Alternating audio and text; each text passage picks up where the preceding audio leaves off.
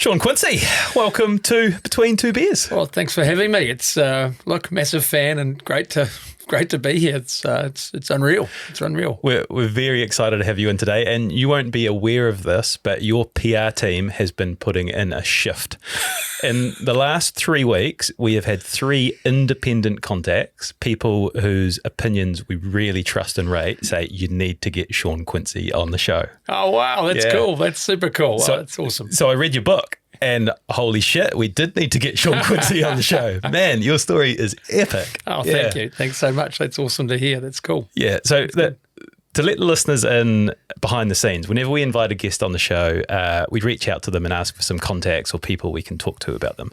And I think your response gives a great little window into the way you operate. I've had an armchair ride this week. It's been awesome. It was the most comprehensive notes we've ever received. I think about 20 names, emails and phone numbers with really precise, like interesting nuggets about the different chapters in your life. It almost felt like cheating.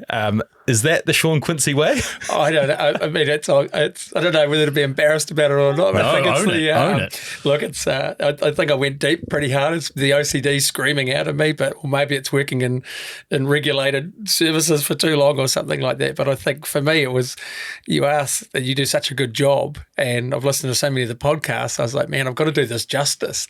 And then I was also then got guilty. I was like, who am I missing? Because I'm so grateful to so many people who have done so much for me that I wanted to go hard and really just make sure there was I was able to say thank you and recognise as many of those people as I could. I loved it. Like I fucking love the detail. Good. And I got that. Yeah. And you sort of said like, there's too many people. Like, I'm not expecting you to talk to them all, but yeah, they are if you want them. The other thing was the feedback was super consistent from all the various parts of your life in terms of describing what they thought your personality was, what your traits were, who you are as a person. So it's really, to have that far-reaching network, but also have that consistent amount of feedback is pretty, that's a pretty cool thing. Oh, that's awesome to hear. That's great. And I'm also very nervous. Well, I think most of it got spread at your 40th, which was over the weekend, as we out your age. But happy birthday. Welcome to the club. Oh, thank you. Yeah, it's good to be here, I think. Yeah, I'm still working through what it is, but I'm happy to be here. It felt like there was like kind of 21st vibes, a few speeches in there, a few bits and pieces. How was it for you?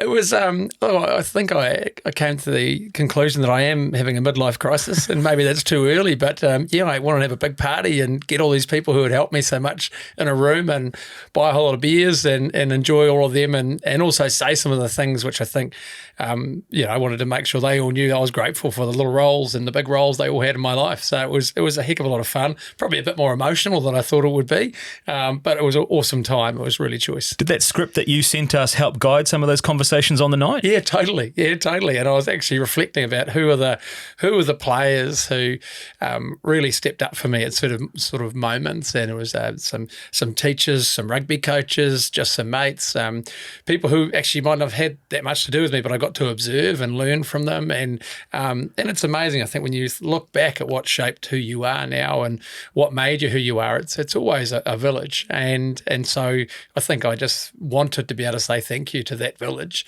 because I don't think we do sometimes say thank you to all those people, and so that was my little opportunity, and it was awesome. I loved it. I was taking a few days to come down from it, so it was great. Your brother undersold it when I spoke to him on Friday. He goes, yeah, we're catching up with Mum over the weekend, so I'll be able to have some more stories for you on Monday. Like, no indication at all that it was the 40th, just like that your mum was coming up and it was just going to be like a little catch-up. It was like, oh. And then when Stevie told me, he turned 40 over the weekend, it was like, oh, right, okay, that kind of explains it. Yeah, it was a pretty big night. We had a lot to talk about till about 3:30, 4 in the morning, so it was good. Yeah, it was good.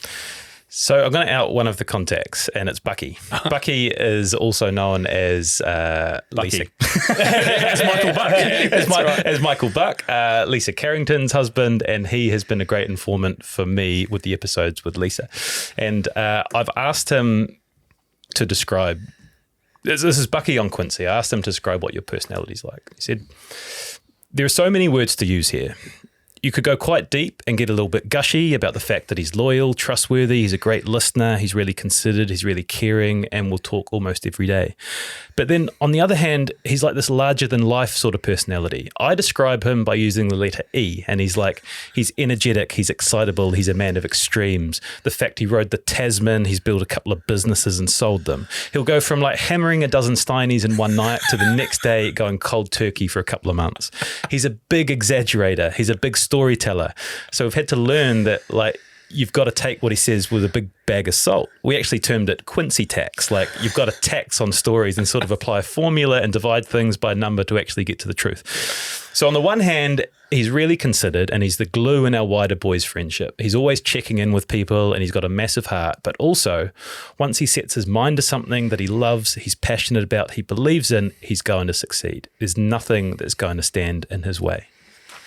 Oh, that's cool. That's awesome. Yeah. I mean, and it's people like him who, he's an amazing guy, and I'm so grateful to have him as a mate. And so 40th was like saying thank you to those people as well for the roles they've had. I think that's a pretty good summary. Don't exaggerate too much. Well, Quincey Tax came up a couple of times with a few people. Are you aware that there is a Quincey Tax out in the environment? Quincy Stats, whatever. My wife would probably call it something else. Who knows? Yeah, she doubled down on Quincey Tax, definitely. Well, I'm an optimist, I guess. So, you call it what you want, but yeah. One of the sort of notes I wanted to start with is friendship. And it's sort of bucky, but it's also, I understand you've had this boys trip, which has been going for 24 years. I think next year's the 25th. Yes. And it's 17 guys. And like, I love that shit. Like we've got something similar going on with a pub crawl, but there's something really special about that. But not everyone has that group, right? No, and it's remarkable. And I think it starts. You don't know when it starts, right? And how special it is. And then you hit 5 years and 10 years and 15 and 20 years, and then you actually go far out. This is spectacular that we're all still able to hang out. We all respect each other. We've all gone to each other's weddings and seen each other have kids and all sorts of stuff. And everyone does totally different things, and they're all totally different people. And so it has just been such an awesome thing to nurture and to work on. And credit to them all. Everyone kind of works on it too, because it doesn't just happen. No. You all have dust-ups and falling outs and all sorts of things on those journeys. But the fact that they've all stayed together, I think a lot of it comes from, I reckon, we all met, or a lot of us met through surf lifesaving. And so we kind of had this foundation of service and foundation of giving back to the community, which I think surf does. And that's could have formed the foundation of it staying together, I think, potentially. Plus, everyone's pretty reasonable and likes a dozen Steinligers, and so that's always great too. It's awesome. Have you got a chat that is like a WhatsApp chat group or a Facebook Messenger chat? It's pretty terrible. So we just hope that no one ever finds it. That's jail material. Some of it cheapers is very dangerous. Have you ever wanted to scroll back to the very beginning and like get a transcript of everything that's gone through? Like our chat group's been going 9 years? Oh, longer than that. Yeah. I'd be fascinated to find out. Don't go back. Yeah, true. What you don't want to do is click the media files. That's what you really want. Yeah, that's real. I sometimes find myself in those chat moments losing about 2 hours trying to scroll through and find the right photo to bring back into circulation from way back when. And then you realise it's linked into your family iPhone cloud, and then you're like, oh shit. So you've got to be careful. There's some grenades in there. There are some grenades, and I do wonder if your National Nude Day videos from the old TAB Sports Cafe have ever resurfaced. Jeepers, that's in the archives. Well, I think we won it.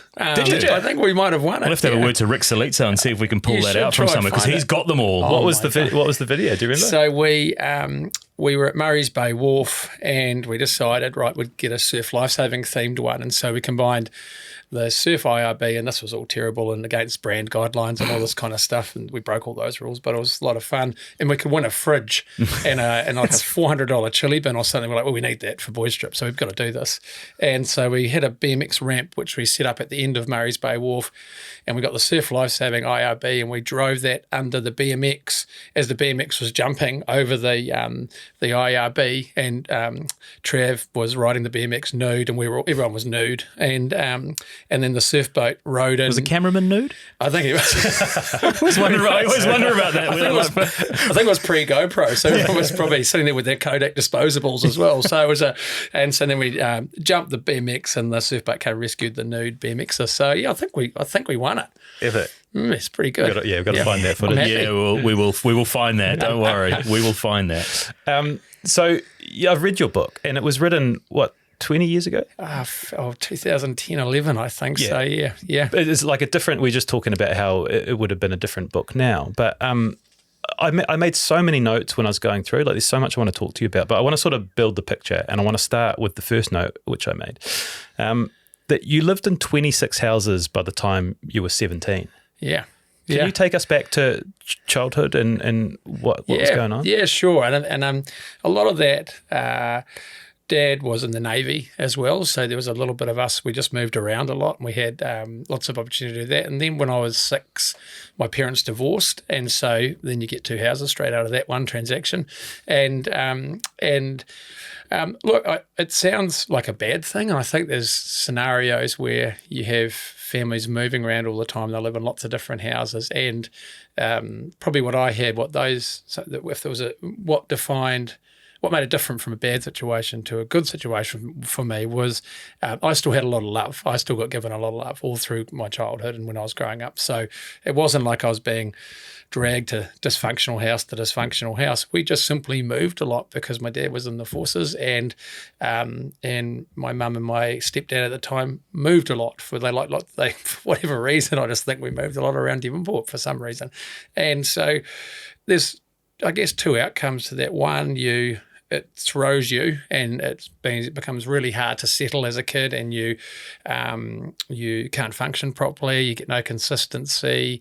But I think my parents were very good, and they kept me in the same schools, which was wicked, which was really awesome.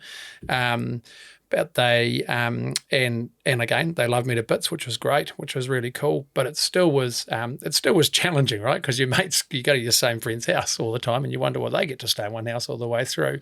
So that was really hard. What it taught me lots about was I'm very good with change now. I can cope with change really well. In fact, I probably thrive in that scenario where I'm challenged with lots of change. And so that was something I probably at the time was angry at my parents about, that now I'm really grateful for, which is, I guess, what happens when you turn 40 as well.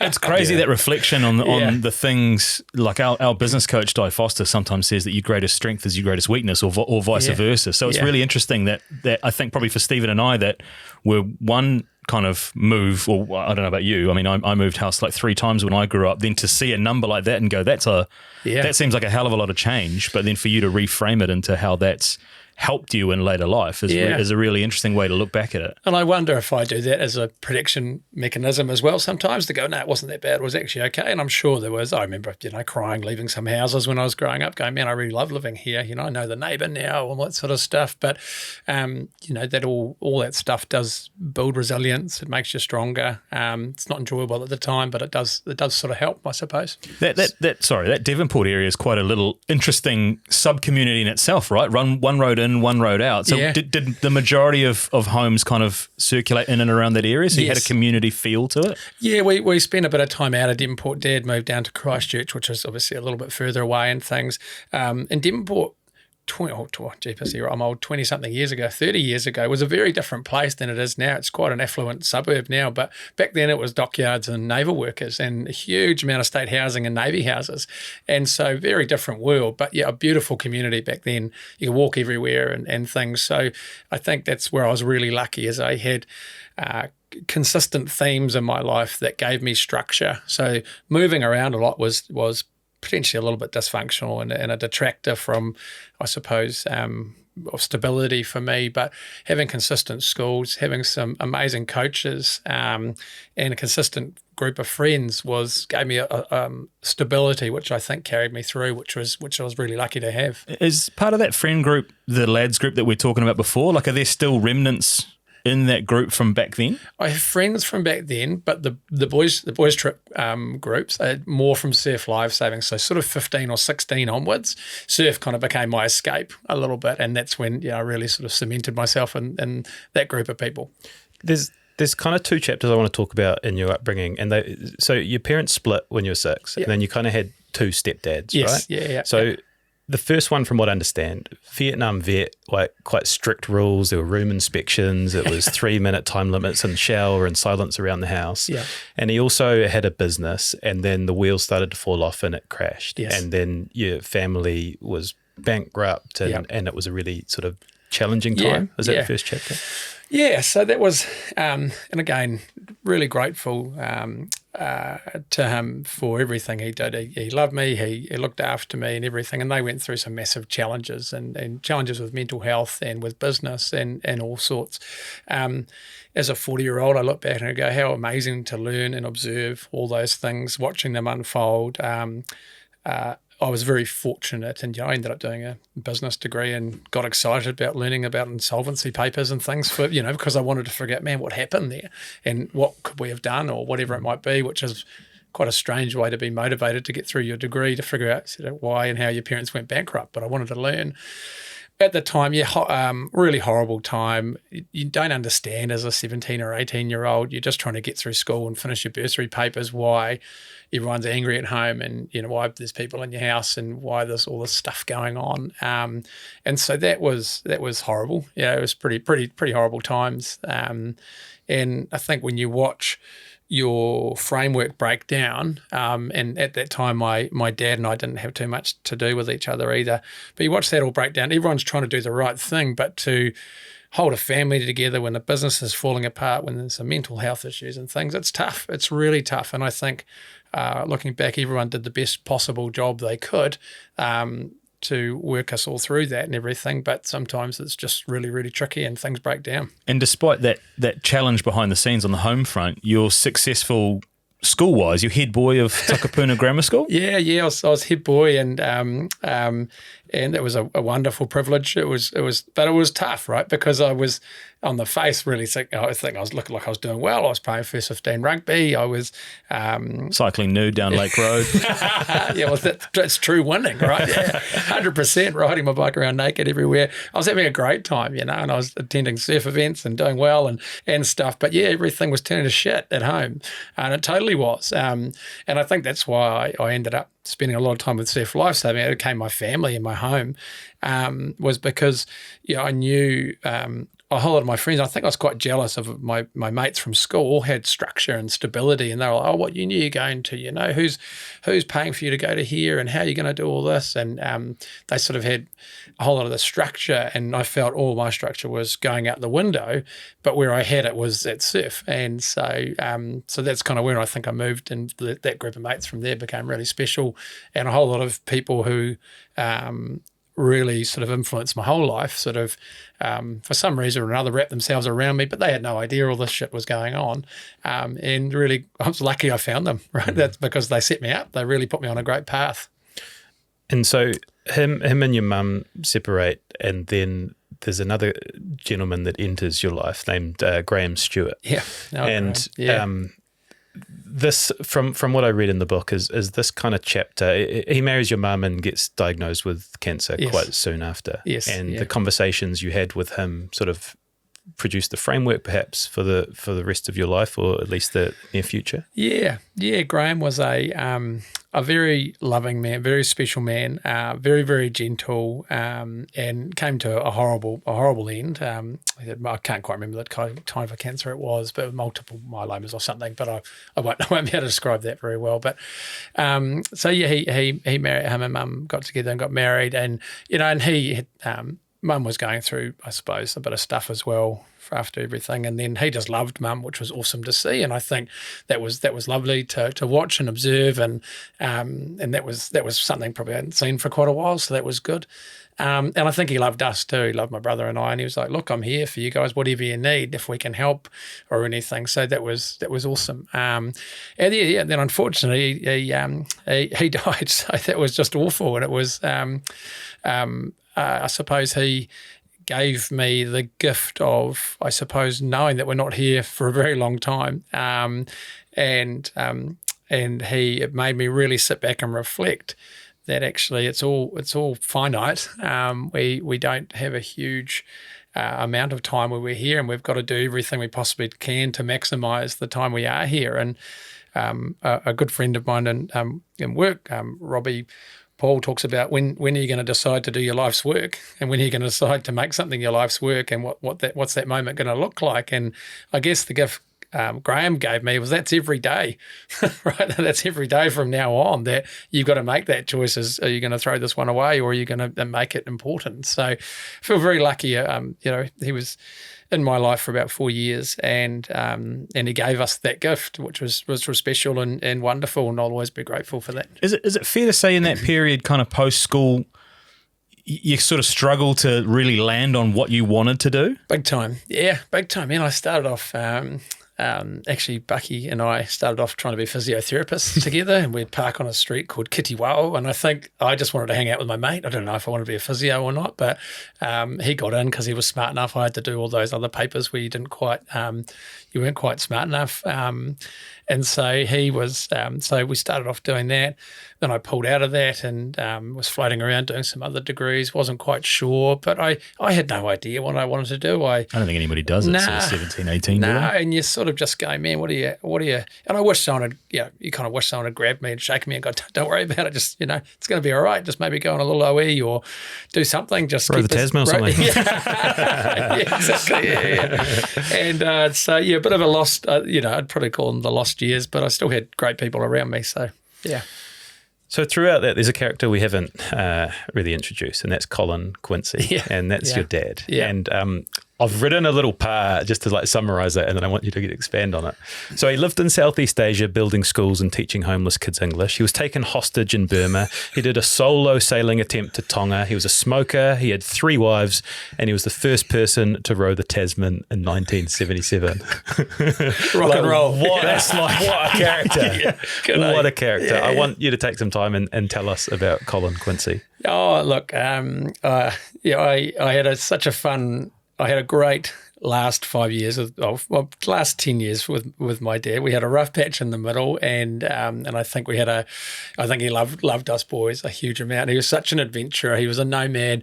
He would do ridiculous things, travel around the world. He was a principal in Tonga as well, and then suddenly disappears to run an orphanage in Burma and gets kidnapped, and we lose contact with him for 6 months, and he loved it. He loved all of this stuff, but I don't think he really stopped ever to go, oh, I'm actually a dad. I think I'm actually a dad, or I'm actually a husband, and I don't think that ever really registered on his radar, and I'm grateful for it in a funny way, because he did some wicked shit. He sailed around the world at 17. He left home and went on a big square rigging ship, and you imagine, New Zealand parents these days with a 17-year-old, right? You're still making their lunch after the families, and his parents were like, go for it, go sail around the world, and no cell phones, no internet. So dad was an amazing, really caring guy, quite a distant father figure, wasn't really there to make sure your maths was going well or anything, and that's what my mum did really well,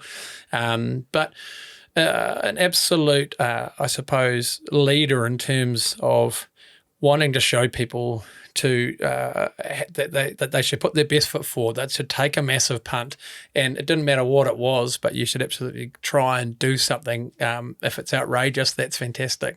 And I think that's kind of, what I took from him. Which I was really lucky that he was this amazing adventurer, and I got to learn from him. It's like a character from a book. Has jumped off the pages and been in real life. So naturally he's done some of these things before you were born. Yes. Yeah. So how do you come to know of the exploits of this man?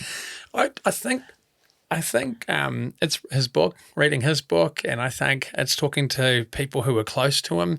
But he was a bit of an enigma, If I was to paint a picture of him, it would be with him with a durry drinking some whiskey on the deck somewhere, And that's probably what I saw the most of, and maybe what I want to remember is all these other adventures, but a lot of the time, sitting there probably coming up with them, getting a bit pissed. But it's, I think that's, he just was this someone where the world wasn't big enough for him. It never was, and he would have kept going and doing these adventures. we're going to talk at length about your Tasman Crossing, but I want to sort of contrast it with his one in 1977, because this is pre-GPS. I've read the survival odds were sort of 50-50. Like, how many people had attempted it before him, and like how ridiculous was what he attempted to do and did do? It is still absolutely ridiculous what he managed to achieve. I'm aware of one person that had tried it before Dad, and he got washed back to New Zealand, I believe. But yeah, he left from the Hokianga Harbour. That was where Opo the dolphin was, Opanoni. He was in the Opanoni Tavern the night before, trying to convince people to come down to the beach the next morning to help him push the boat off the beach. Obviously, and a few of them showed up. Like 12 people watched him leave, taking photos off the hill there. Just imagine that in the pub the night. Yeah. Is he? That Colin guy's quite interesting, isn't he? Should we see if he's legit or not? Exactly. Yeah. Who's getting the next joke? Yeah. Where did you say he's wrong to? Yeah, exactly. And he left New Zealand, and no one heard from him for 63 days. And then he crash landed on Marcus Beach, 63 days later at 7 o'clock at night, wearing a little pair of ripped jean shorts, and then had to go and convince people that he just rode the Tasman. So it's a totally different world, and it still blows me away that he made it. It's just incredible. Yeah, like as Stephen said, we'll kind of really delve into your journey, but like 1977 is very pre-technology. Yeah. Like, is it a compass that he's... No, it's worse. It's a thing called a sextant. So there's no GPS. There is no satellite. You have your global via or UHF radio, so your long range radio. But you're so low to the water that you're really not going to be able to get that any distance for it to be effective at all. So he had no communication at all. He had flares, but that was it. That was Colin, was a little red boat floating around in the Tasman Sea, and it was definitely, if it's meant to be, it's up to me sort of thing. So the sextant, basically you measure the angle of the horizon against certain constellations, certain stars and things, and you just hope for the best. So it's like old navigation. Real old. Yeah, real old. Like as old as time. Yeah. It's insane. It's fucking insane. I'm sorry, but like it's ridiculous. And so he got down to the last day of his last rations of food as well, right? Yeah, like dehydrated food, or Yeah, is that? Again, apologies to any like adventure enthusiasts out there. I don't know when that dehydrated food became a thing, but I kind of, in my little monkey brain, I was thinking like he's fishing off the side on the way through. Well, I think he had his Benson and Hedges, and he had his dehydrated food. I think it was dehydrated. I've got a picture of it at home. I think it's just like porridge and dehydrated egg. Soldiers had that sort of stuff, rations and stuff like that. I think it was just that really, and he was smashing that, and he carried all of his own water, so he carried 450 kilos of water, and so his boat was 1.2 tons. So the stats on his adventure are just like the fact that he got there. I still don't believe it. It's amazing. Did anyone at the other end know he was coming? No, he had to. No, they had no idea, man. So he got to this beach, right? Crashed landed on a beach, got all of his shit together, tied it all up, and then he had to walk over some sand dunes, and was like, "Fuck, okay, now I've got to convince people I've just rode the Tasman." And so I don't know if you two have had anyone knock on your door at 7 o'clock at night with ripped jean shorts, going, "Oh, I just rode the Tasman." It's pretty fucking hard to believe, right? Yeah. And so no one let him in. Yeah. And then he went through 3 different houses, and what he didn't know is 2 people had escaped from the local police station, and there was all these messages going around saying, "You're not allowed, do not let anyone in." So he had a bit of a hard time convincing people he had done it. Amazing. So your dad's this like movie character, and you grow up and you're aware of what he does, and at 14 is the first time that you get in an erg, right? Yeah. And you do 2K in it, and you, in the book, you write about being 90% dead. And then you're like, shit, the old man did 2,200 kilometers across the Tasman. Yeah. Is that the first time that you really appreciated what he did? Yeah, I think so. That was the first time I'd be like, I wonder if I could be a rower. I should be able to be a rower because Dad's a rower. And so, that was the first time. And I remember the coach, James Coote, was saying, this is great. You're doing well, Shaun. And I was thinking, this is just awful, right? And any listener who's done a 2K erg, doesn't matter how good you are. It all sucks. It's awful. It just hurts, right? And but there's a little part of me that liked it. And so that was good. And I suppose that sparked a little bit of a, well, I wonder if I could. I wonder if I could be that one. Were you a rower at high school? Yeah, for a little while. Yeah, I was a rower for a little while. I was always a little bit fat and a little bit little bit short probably to ever be really that good at it. And I ended up getting thrown out off the school rowing team. I think it was 15 anyway. So, I tried to be a school rower and then got into surf boats. Because surf boats will do it. I was just thinking, like, how different is the techers from like rowing, like Emma Twigg kind of rowing versus ocean rowing? Well, it's technically the same. I think surf boat rowing is probably more accurate because you really, your skiff rowing, you've got quite stable conditions. You really can hit a really good rhythm, and you can almost listen to the boat how it's moving, and you follow a pattern. Whereas in surf boat rowing and ocean rowing, the waves and the chop throw you around, so you're working all these sort of different angles all the time. So it's kind of different in how you can really get into a rhythm. But before you get to the waves and the chop, you've actually got to get to the start line. Yes, yeah. Right? So yes. do you just one day wake up and go, I'm going to do it? Yeah, I think it was probably, again, there's probably a theme of, we're talking about between two beers. So it's probably a few beers. I was like, you know what, I think now's the moment. And it was a combination of, there was two guys who had kayaked it, and they went and kayaked it. And to me, I was like, man, that sparked something for me. I saw them and I thought, if someone rows it solo from Australia to New Zealand, that's just going to really piss me off. And it was the first time I sort of knew that I have to give it a try. Dad was the first one where I've got to be the first the other way.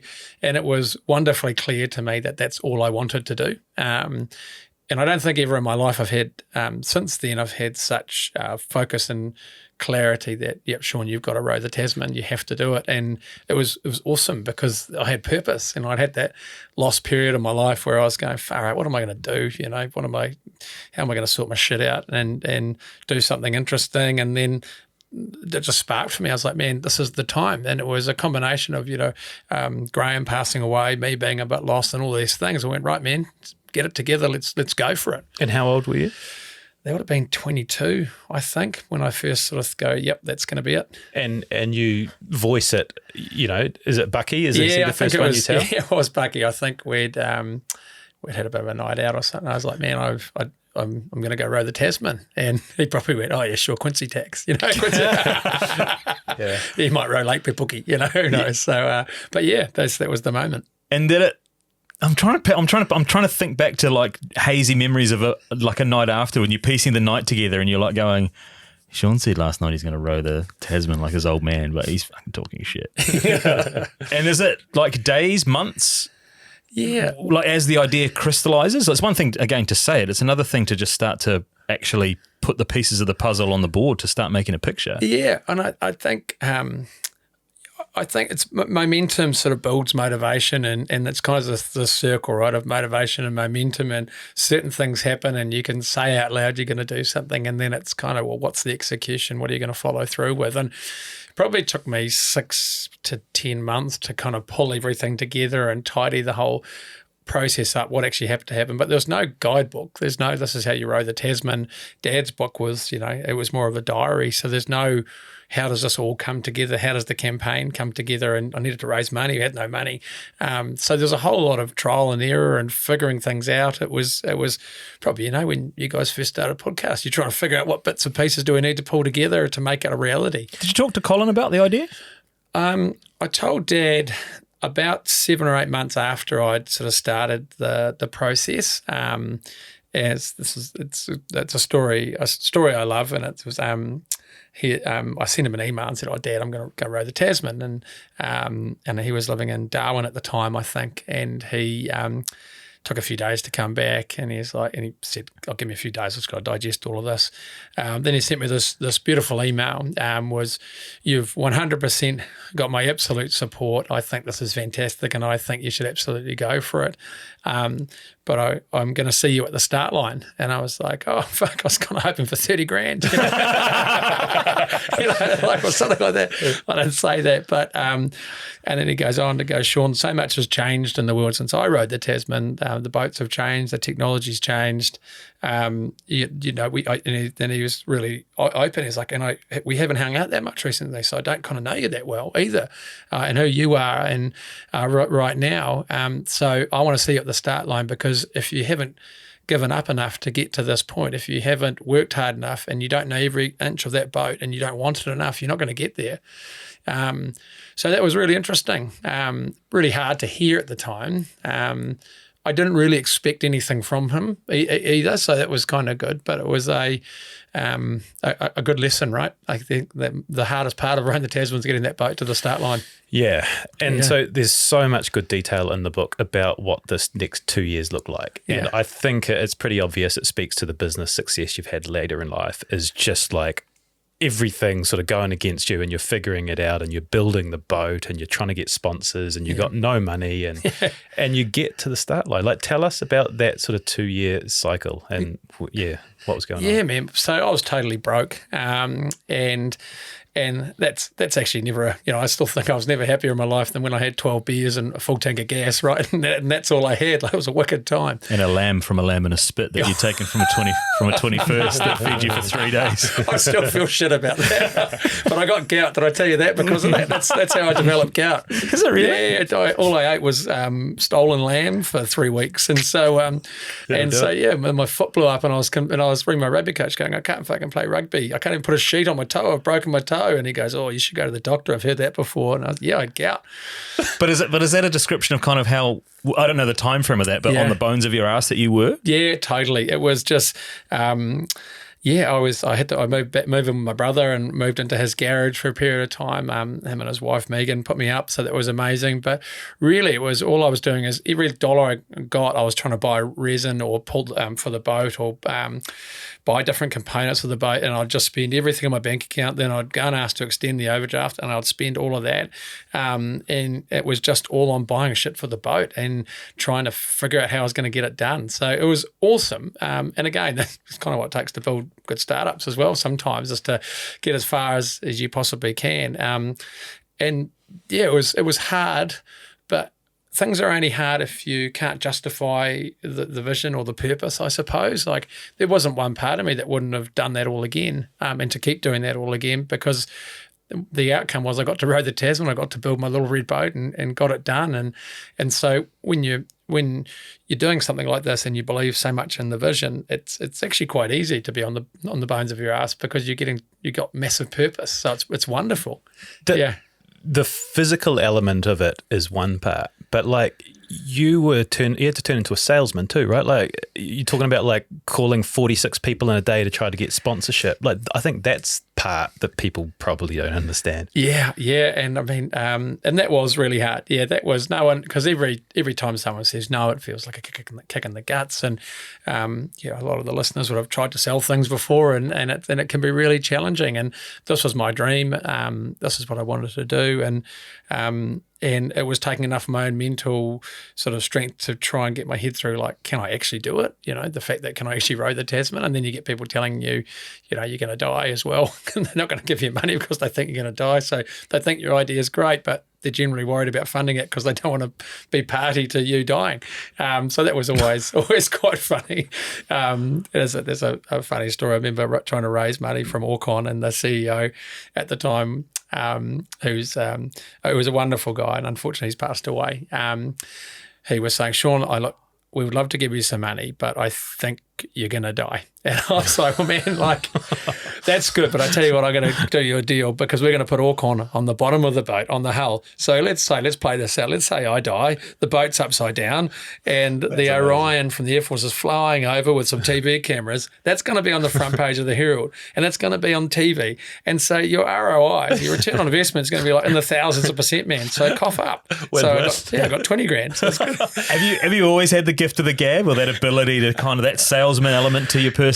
I think I was pretty lucky, to get something. I've always, I've been in sales my whole life pretty much. So but I was lucky. What were the stats on people? Had people died attempting it? Like, how many unsuccessful attempts had there been? It was an amazing adventurer who I respect hugely, Andrew McCauley, who's a kayaker. He got within about 20 kilometres of New Zealand. He's done there's a documentary about Andrew, and unfortunately he disappeared that night, and the night before he was about to arrive in New Zealand. So he'd left from, I think, Tasmania or the south coast, down Melbourne or something around there, and just tragic. His wife and 4-year-old boy were waiting for him on the beach, and he didn't quite get there. But spectacular, just a normal kayaked across. Wow. Yeah, full on. I believe there'd been 6 failed attempts at the time I did it to get across. So it's a gnarly piece of water.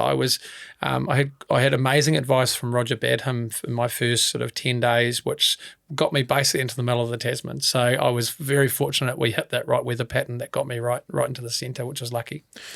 So there's been 6 failed attempts. Someone's lost their life. You've also just entered a new relationship, and you need to tell your new partner of what you're going to dedicate the next 2 years of your life to, with a chance of death. Yes. How does that conversation go? Well, maybe she saw it as an out card. Who knows? This is good. If I don't like him, I've got an exit. It's Lisa, my wife now, who was the same person as me. Sorry, yeah, still will be. Hopefully after this as well. But she, I was lucky that I found that wonderful person, and she was up for it, right? And so I told her I'd liked her about a few other things in the early stages, so that was a pretty hard case. That she was that like your age? Yeah, that was my age. Yeah, out that we'll get to that. Yeah. And I'm.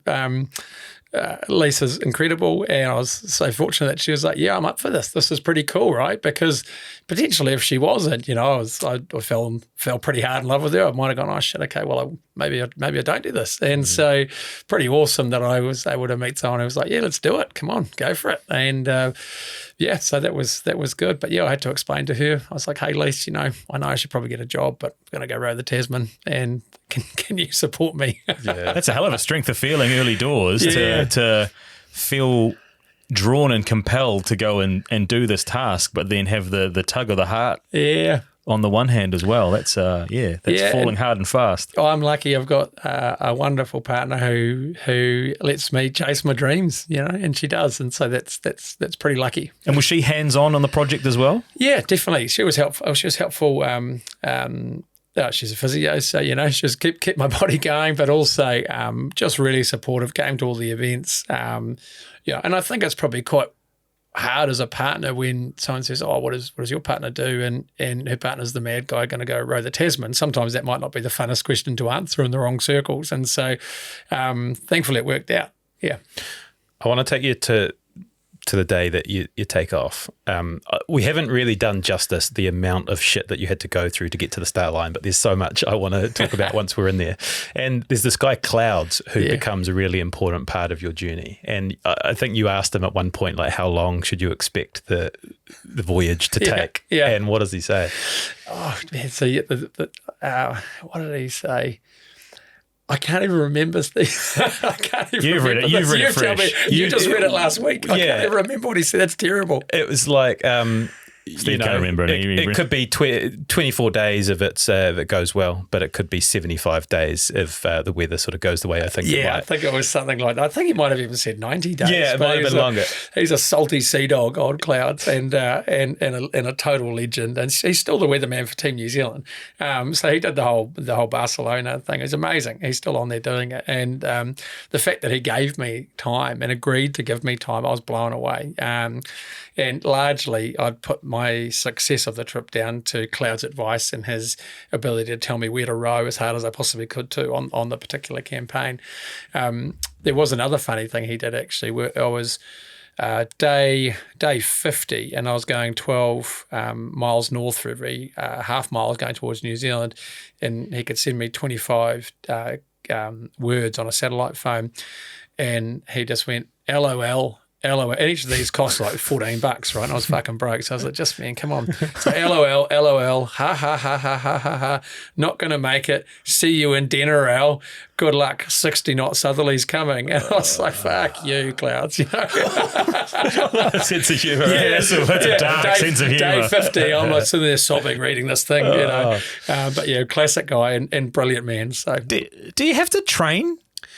Like, how do you train for not knowing if it's going to be 25 or 95 days? Like, well, I think, you know, I wasn't racing, right? And so for me, it was about just being able to get on the oars for 10 to 15 hours a day and you're just ticking over. There was probably only a handful of times when I rode as hard as I could for as long as I could because of certain weather patterns that were coming and clouds would say, you know, Quincey, you need to get to there and ideally over the next 5 hours or you're going to cop this massive weather pattern or you're going to be right in the middle of something. And you're sort of, because they're all sort of cyclones or tropical cyclones, they kind of, if you get to the edge of them, you can use them to your advantage a little bit and then kind of jump out of them and not suffer the worst of it. So he was always telling me to do that. So in terms of training, yes, you got to be fit. Yes, you've got to be healthy. And yes, you've got to be okay sitting down and rowing for 10 hours. And so I could kind of tick all those boxes. But I wasn't really that fit. I was probably pretty overweight. I was probably building the boat and trying to sell stuff to get the money together. And that was kind of the last 3 months was trying to raise this last bit of capital to get it done.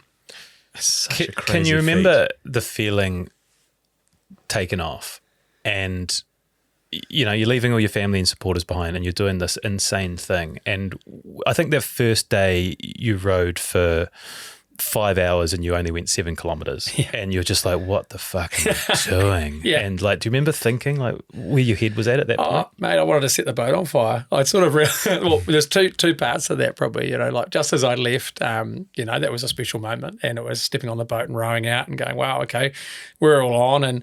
And the interesting part of that is you sort of visualize this moment that there might be, you know, 1,000 people there, but there's like 4 of us, right? Lisa was one and 2 video cameras and probably the guy who was making sure I paid the fees to the marina, probably because he thought I was going to die as well. But it's, and then, you know, you have your little moment where you hug each other. And I was like, okay, well, guess I'll see you around, honey. And then for Lisa, even worse, you know, so she grabs a cab and jumps on a train, goes south by herself, and then that's it. And so sometimes these adventures are always, you know, they're just, you're still leading, you're still by yourself, you're still just stepping out and going for it.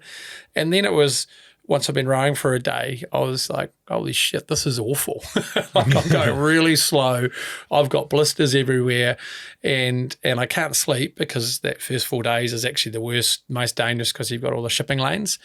And then, so there was that, wow, it's really hard, but I can get through it.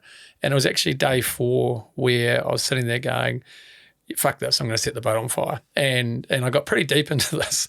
And so I was sitting down, I was going, I don't want to do this. I don't know how long this is going to take. Everything hurts. I'm going so slowly. What have I signed up for here? Because all the visions of grandeur and, you know, the romance of, you're going to be an ocean rower, it all turns to shit. You realise just graft and you never know when you're going to finish. So I planned out how I was going to set the boat on fire. And then I was like, I could actually just set off the EPIRB, which is the emergency beacon, and I'll be like, actually, I'll still probably get a pretty good story out of that. You know, maybe I can pay some debt, whatever it might be. And I kind of looked at all the names on the boat, and all these people had given me $20 or $1,000, and there was about 100 different names on the boat, and all these people that went actually, and you know, we believe in you, we think you can do it. And I sort of looked at all those names and went, shit, actually, you know, you're the only person that's been given the opportunity to row the Tasman right now. There is no one else on the Tasman that's been given this opportunity, and you can be that person. And then I went, well, actually, if I wasn't here, where would I be? And if that meant I was back on the shore or in a hotel room, whatever it mattered, and then there was someone else on the Tasman, would you regret that? And I realised then really quickly that I was incredibly grateful to all those people, and this moment of pressure was a real privilege to be here. And going back to an earlier phase, this was potentially my life's work. This was my moment. And I sat there and I kind of was able to, luckily, flip that around and go, well, actually, this is wicked. You're here. You've been given this opportunity. Go for it. And so it would change my whole trip from that particular point onwards, to be grateful for all the shit, for all the hard stuff, for everything that had got me to that point, and to sit back and go, actually, just get stuck in and use this and realise it's a massive privilege to do it. That's some callousing of the mind, by the way. Just thinking of like day 4, this fucking and then another 50 days of you that. don't know, right? Yeah. You don't. Well, you don't. another X number of days. Like, are there any days off? Nah, there's no days off, and it wasn't the secret ingredient. It was still fucking hard, and I still had this massive roller coaster that I went through constantly. But it was a mind shift that I had to go through to be able to, just be grateful for all the shit that was going to get thrown at me over the next few days. Well, there's some shit coming. Yeah. So, there's some shit coming. So I think the first one is like you get told there's a 6-day storm coming. Yes, yeah. And you're going to just be fucking battling Yes. the worst conditions possible for 6 days straight. Yes. Yeah. Yeah, man, that sucked. And I still remember, there's all sorts of reasons why it sucked, but I think there was the excitement of like, yes, sweet, well, I can get through this. You knew this was coming. You were going to row the Tasman 6 days. That's pretty good, really. Yeah, and so you row into it, and then and a storm doesn't just arrive; it builds, and the swells get bigger and bigger, and then you go, okay, well, you're prepared for it. The boat's designed for it. Everything's in place. You run through your plans. You've seen my OCD with my lists. You run through your lists, and you go, cool, everything's locked down. This is what I'm going to do if it goes really bad and everything, and that takes about 3 hours. But then you got another 6 days to get through, right? And then. It's kind of like a 747 taking off, how loud it gets sometimes. It's incredibly loud, and then the lightning comes, and that you just think you're going to get fried as well as squashed, and it's terrible. And you're just trapped in your cabin for 6 days, and you're being thrown around inside this cabin, and you're watching the GPS go back towards Australia, and it's the hardest 6 days of my life, easily, really hard, because there's nothing you can do. You're totally redundant. You can't row into it. You can't do anything. You've just got to wait. So it's brutal time. How big's the cabin? Well, I'm a pretty short guy, so it's about my length. It's about 178 centimetres long, and really it's kind of like a tapered cone. So you kind of put your head in one end, and then that tapers out, and maybe at the max at one other end, it's about as wide as my head at one end, and about maybe 1.5 meters wide at the other end. Yeah. So it's like a little cylinder. Yeah. It's like a coffin. Yeah. Yeah, I knew you'd say. Yeah, like a coffin. Yeah. But yeah, it is a little bit. Yeah. There's some really hairy moments coming up, but there's also some beautiful moments, right? Yep. Like there's one where you rode into a whale. Like no matter how you say this story, it sounds like total bullshit, right? This isn't Quincey Tax. This one. This is the most amazing. I think one of the most amazing things it's ever happened, because you don't look where you're rowing when you're rowing, right? You're just cruising along, and you don't really expect to hit anything. So, and then I hit something. I was like, "Fuck! It must be a container." You know how you hear about containers that fall off. Yeah, did you ever see anything? Nah, not a container. I saw a pear and a bit of wood, and like the fruit. Yeah, a little pear floated by. I was like, oh, man. I don't know where it came from, but a little pear floated by. And so I hit this thing, and I was like, what's going on? Like, this is pretty weird. What the fuck's that? And then my boat got pushed to the left, and I was like, fuck, that's real weird. I've never felt that, because you get very used to the way the boat feels, everything, how it sounds, so you know what's right and wrong, and this was really wrong. And then like this sort of greyish combi van size head popped up next to the boat, and I was like, fuck. But you don't register what's going on at all at the time. And I'm not sitting there going, oh, look, that's just a type of whale or whatever. I was just like, man, that's pretty full on. And then I registered, and I was like, fuck. And so I grabbed the deck of the boat, and there's a big steel cable that ran the deck of the boat, because I was like, it's going to kind of kickflip me. It's going to do some skater move, and it's going to waste me. And then it just went off. And then I was just like, man, that's crazy. And so then I jumped back on the oars, and I rowed for 2 hours in the opposite direction, straight back towards Australia. Because I was like, I just need to get away from this thing, thinking you're going to outrow this whale. But yeah, it was pretty gnarly. Hallucinations or anything like that? To this day, I'm not calling maybe. bullshit on your story, but yeah, it's all right. Oh, it was it was bizarre. Totally many weird. people in the world do you think have rowed into a whale? I don't know, but I reckon I don't know. I don't know, but it's a weird one. have you watched The Life of Pi? Is that the one with on the dinghy with the lion? Yeah. Yeah, I have. Yeah.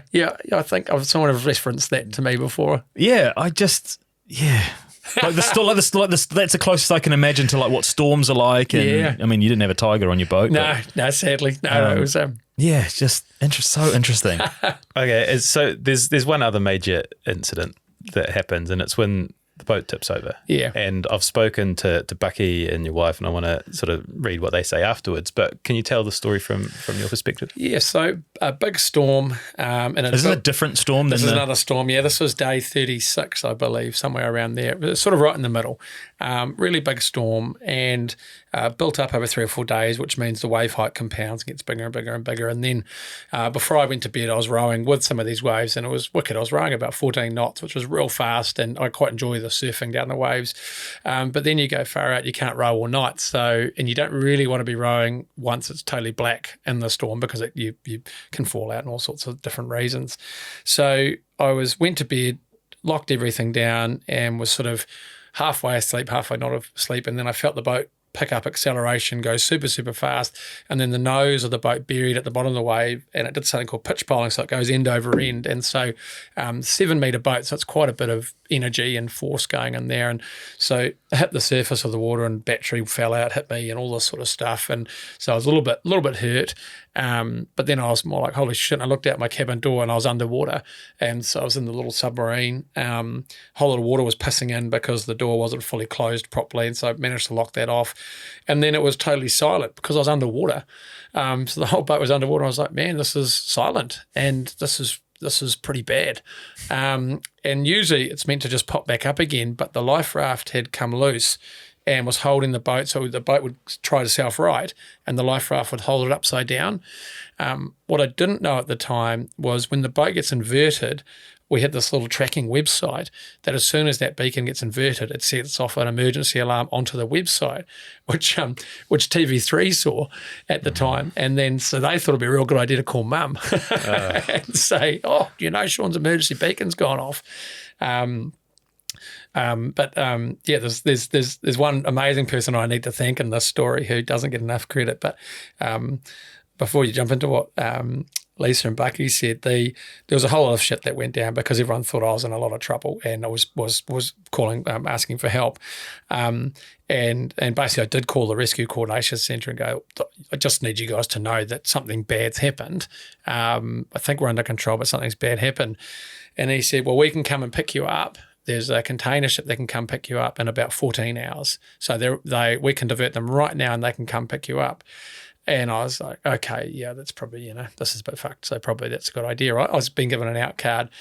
And then the guy from the Rescue Coordination Centre down in Wellington goes, yeah, but Shaun, just have a think about this. That means your whole trip's over. You're actually okay. Your boat's floating. You've got everything you need. That means your trip's over. So should we just wait for the morning? And I was like, yeah, okay, man. Are you panicked? No, I think I had everything in place at the time. I was pretty cool. I broke down the next day and had a real meltdown about, what happened. At the time, I was okay. I was like, no, this is all right. But I was going, fuck, if I need to get out of here and someone's saying there's that window now, is it the right thing to do to say yes or no? So if he had gone, cool, we're coming to get you, I would have probably gone, yeah, okay, sweet, right? So it's all these wonderful things that line up that enabled me to get across, which could have gone either way. Pretty cool, but yeah. I was laughing that you say, it was pretty bad, like the understatement of the century. Like you're rowing the Tasman by yourself in this epic storm, and you've been capsized and you're upside down just underwater. Yeah, it doesn't get much 10 o'clock at night, 60 knot storm, yeah. How long are you in that? Upside down about half an hour, yeah. Does that feel like 3, 4, 5 hours? It did, because I was worried about oxygen. Because you're upside down and you're in a closed cabin. I was like, this is like, the out might have to be here that I just swim out. And then if you do that, you open the cabin door, then you're never getting it back up again. So, And you don't know how far under the water you are? I knew I wasn't too far because on the odd occasion I could see it bobbling, I could see the water line, so I was okay. And the boat was designed that it should never, ever really sink. So, but yeah, it's still not a nice feeling. No shit. Yeah. So the other side of it is your mum's been notified and it's sort of been, the distress beacon has gone off, right? And that only means one thing, right? That the boat has tipped over and they haven't heard from you. And your mum said, I was terrified. And one particular part, we had a phone call from a search and rescue saying his emergency beacon had gone off. And the only way that will go off is the boat's upside down. And it was in the middle of the night. It was the most awful night. My lovely husband just held me all night and it was horrible. I've got white hair and it's bloody well Shaun's fault. The next morning he rang me and he said he'd spoken to his father and his father gave him some advice. Yes. What did your dad say? So the next morning, 10 o'clock in the morning, shit had kind of calmed down. The sea state had calmed down and Dad was the person I needed to call. And so I picked up the phone and said, well, the satellite phone, it's kind of a big thing. And I called him. I said, "Oh, Dad!" And as soon as I heard his voice, I started crying and broke down. And I was like, "This is fucking awful. This is terrible. It's so hard. What's happening?" And then he goes, "Fuck up." And I was like, "What?" And he goes, "Fuck up." And I was like, "Oh, okay, all right." He goes, "Take a look around you." And I was like, "Okay, I'm looking around." And he goes, "Do you have 2 oars?" And I was like, "Yep." And he goes, "Do you have a seat?" And I said, "Yep." And he goes, "What the fuck are you doing talking to me?" And then he hung up. So I've got a 9 and 10-year-old, and I sit there and go, man, that was the exact message I needed to hear exactly then. And Dad had taught sea survival in the Navy for 20-something years. And so he knew the best thing I needed right then was a kick up the arse, get focused, get rowing. And momentum builds motivation, and the best and the fastest way for me to get home and get safe was to get on with rowing.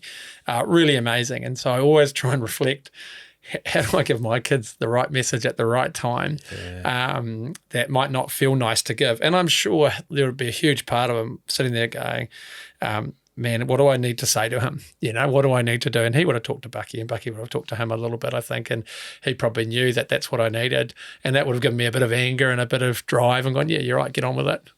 So pretty clever. Uniquely placed advice, eh? That can't come from anyone else. He's the only one who knows the situation you're in, and he's like, fucking get on with it. Yeah, exactly. And that's what I needed, so it's good.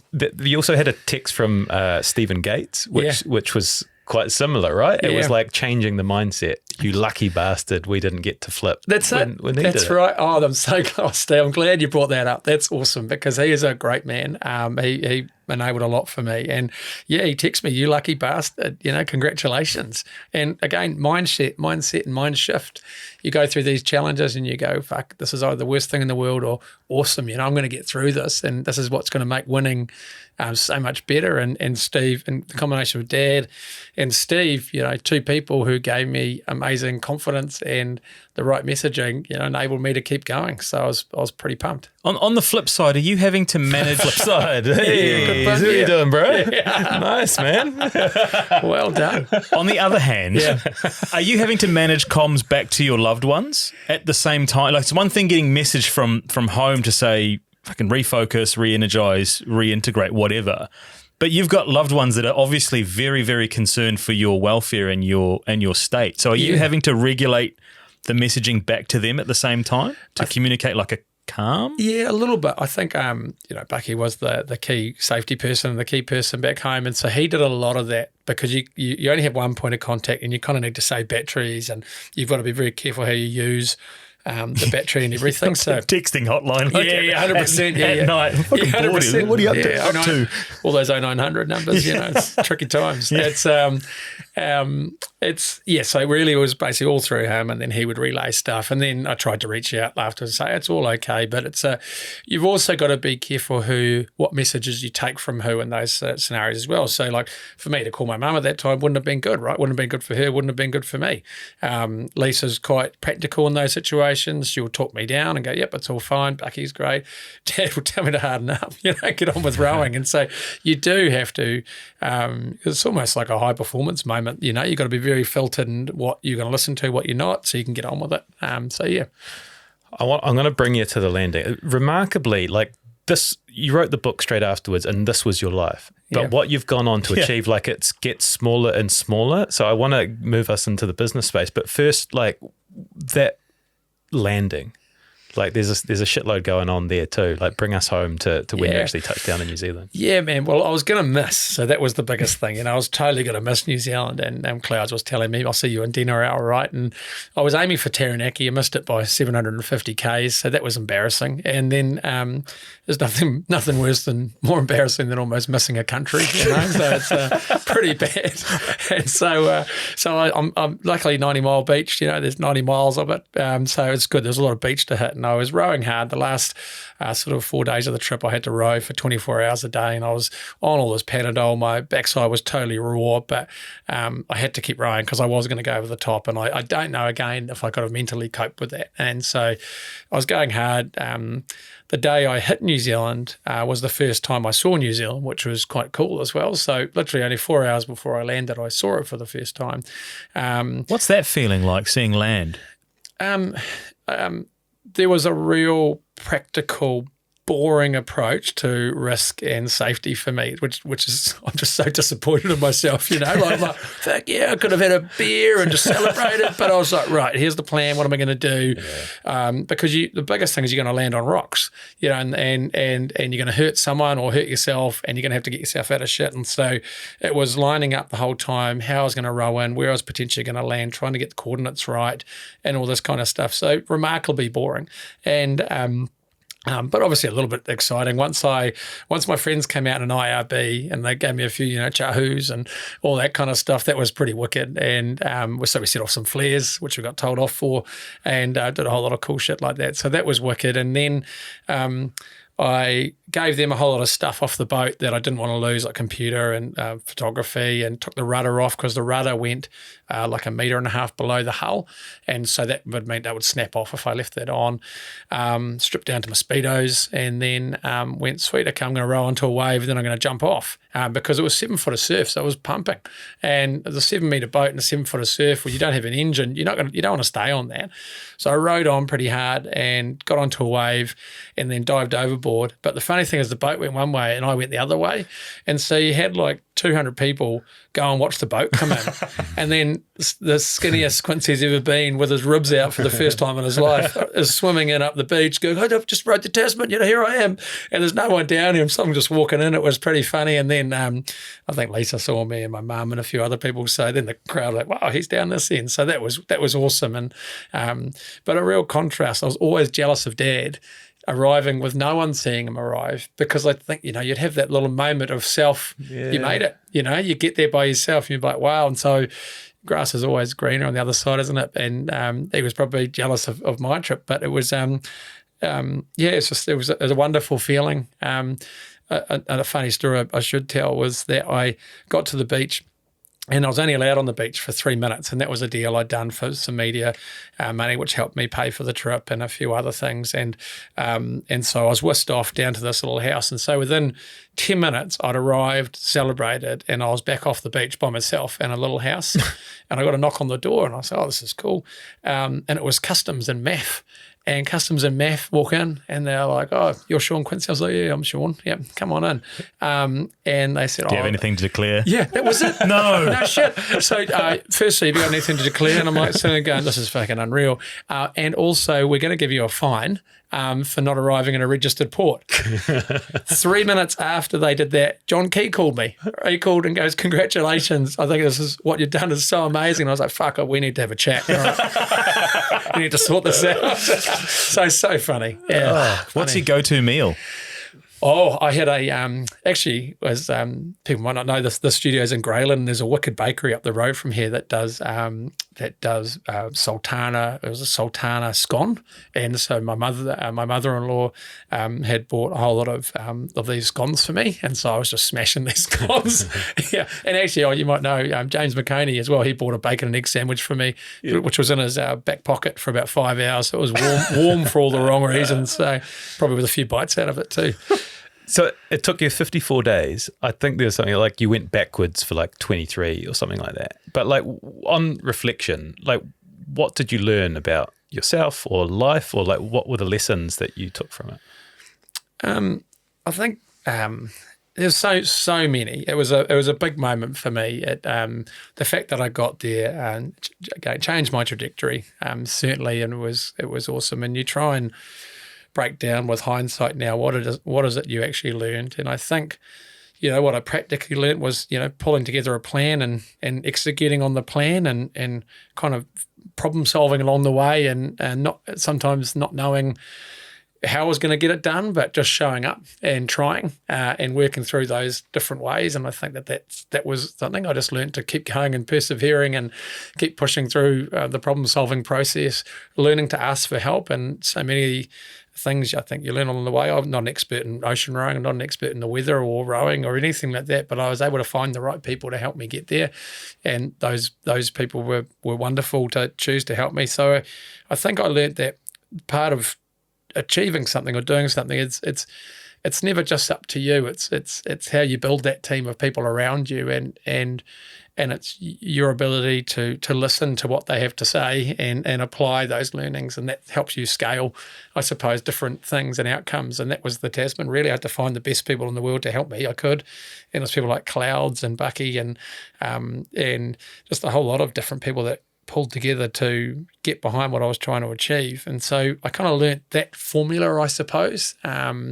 Also learnt to back myself as well. I learnt to go and say things out loud, which other people think is a little bit crazy. Yeah. And then to go, no, I'm going to do this. So, and I'm going to give it a really good try. And I want to be the person in the arena getting it done, and be the doer. And I think that's what I figured out I really love, being as the doer, as the person trying and not talking about it too much, but just actually trying to get it done. It's crazy to think having that. I mean, I know benefit of hindsight, and you've probably honed some of those thoughts as you go, but you're 23 years old. 5 months after you write the book, you've probably got a promo and a tour, and you can dine out, for want of a better word, on that for a while yet.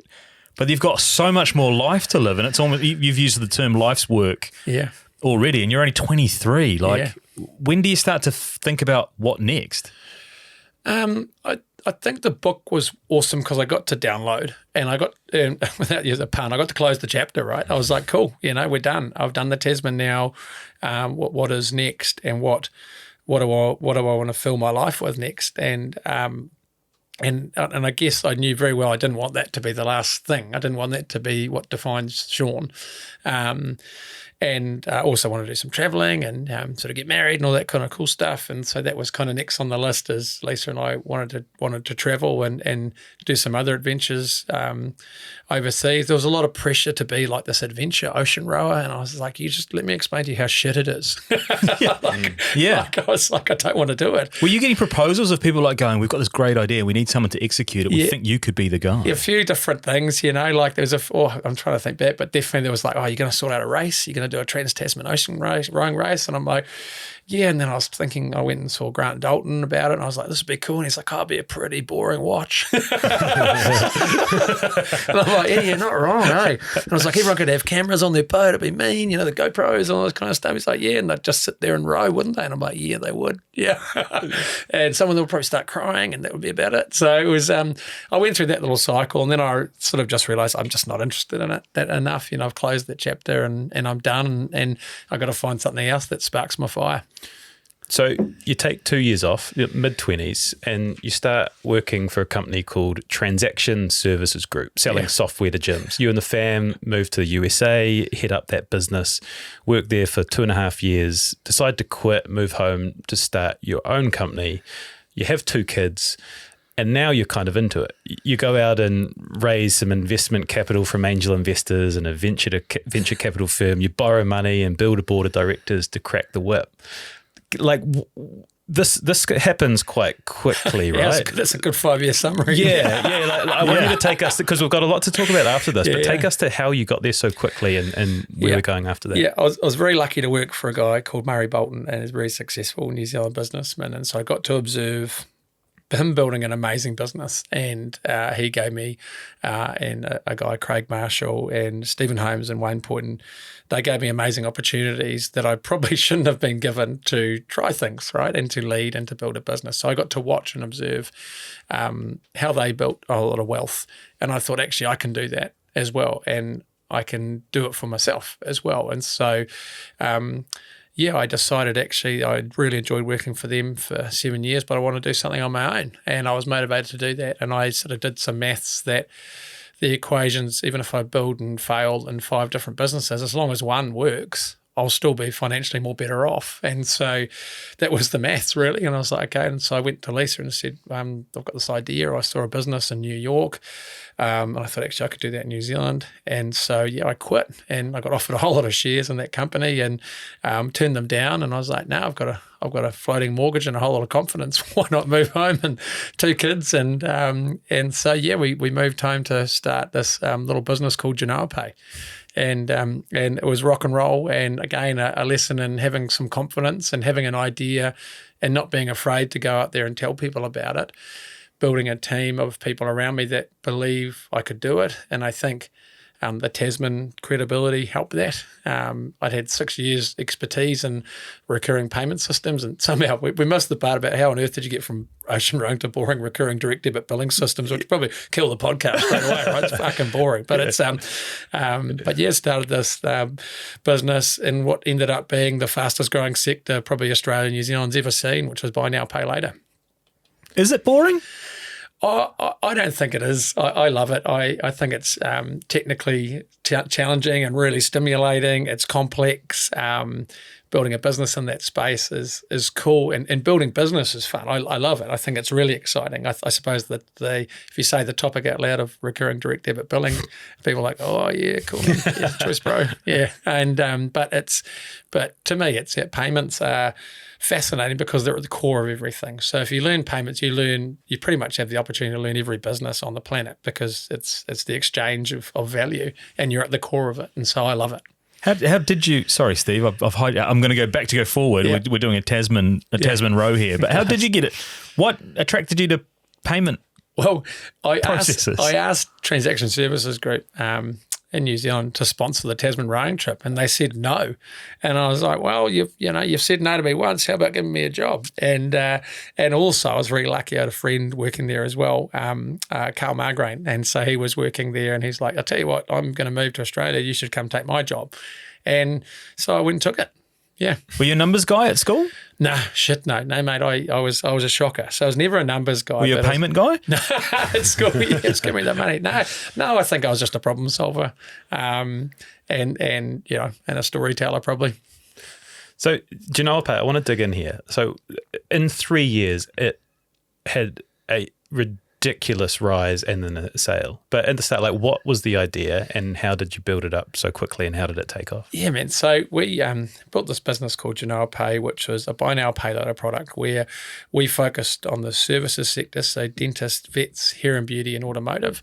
And we gave those businesses a payment tool which let their customers pay them over 10 weeks for a service. We didn't charge the customers anything. They paid us like 5% of that bill. So the customers could say, cool, do I need to go borrow money for this? And they would say, no, you can put it on Genoapay. And I loved it. And I still love the premise of it because customers get what they need now and they just pay for it over time. There's no interest. It's a great, friendly product. It's really nice. The businesses get to close the transaction. They get cash flow.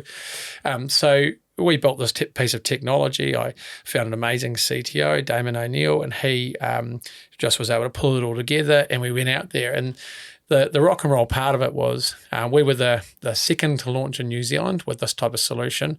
After a year of being a business, there was 22 other competitors across Australia and New Zealand. So it was a gnarly adventure.